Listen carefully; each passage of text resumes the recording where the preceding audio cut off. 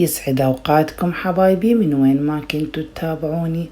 أشكر كل المشتركين والمشتركين الجدد اللي شاركوا بقناتي مطبخ مريم الأكلات الصحية. اليوم راح يكون فيديو مالتنا طريقة عمل البقسم. إذا حبيتوا الفيديو سووا لايك وشير، وإذا ما مشتركين بالقناة اشتركوا وفعلوا الجرس حتى توصلكم كل إشعارات وفيديوهات جديدة. راح نروح على طريقة العمل والمقادير.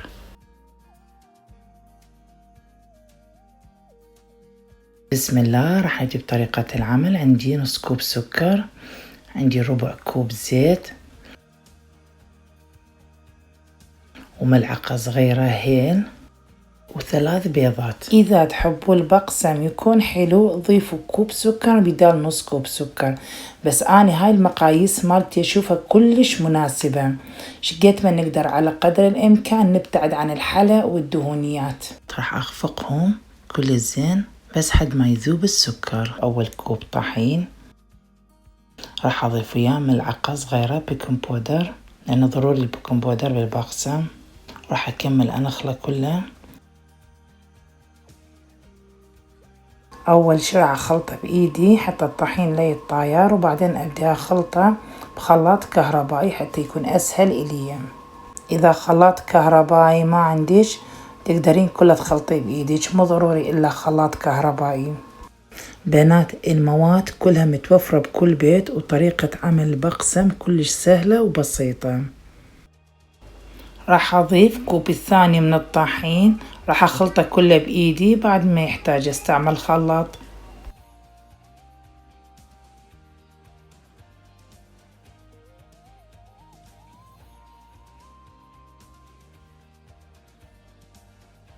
هذا ثالث كوب، اخر كوب ضفته.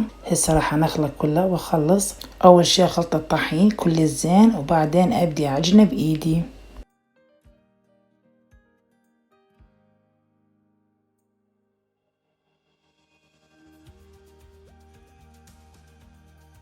هذا ربع كوب مع المقياس صفه بيه زيت، بس شوية ادهن ايدي بالزيت حتى ادهن الكاسة اقدر الم بيها العجين.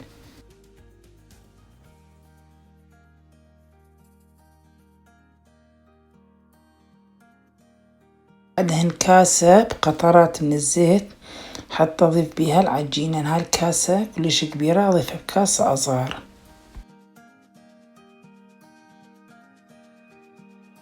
قبل ما نبدي نشكل اول شي نشغل الفرن على درجة الحرارة 180 من فوق من التحت. هسه عندي هذا القالب راح اشكلاني بهذا القالب.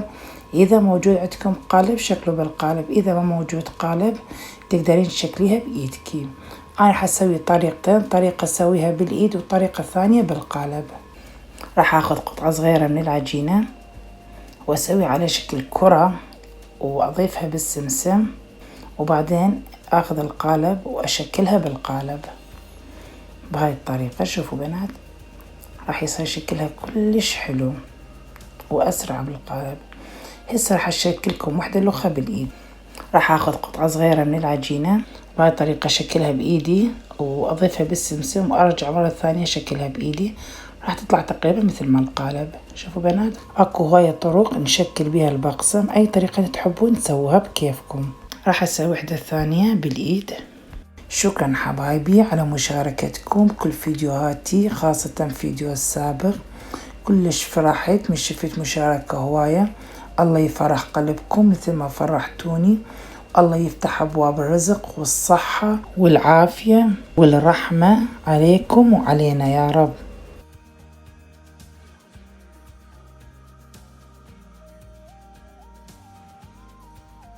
راح ابدي اشكلها بالقالب بهاي الطريقة. راح اكمل الباقي كلهم على نفس الطريقة وارجع لكم.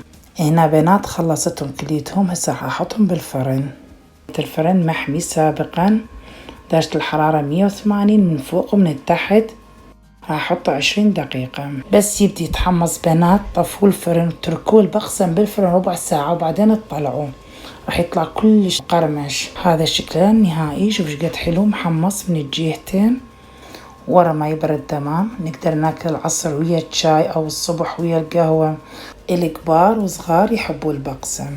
وصلنا نهاية الفيديو. اذا حبيتوا الفيديو سووا لايك وشير، وإذا ما مشتركين بالقناة اشتركوا وفعلوا الجرس حتى توصلكم كل إشعارات وفيديوهاتي الجديدة.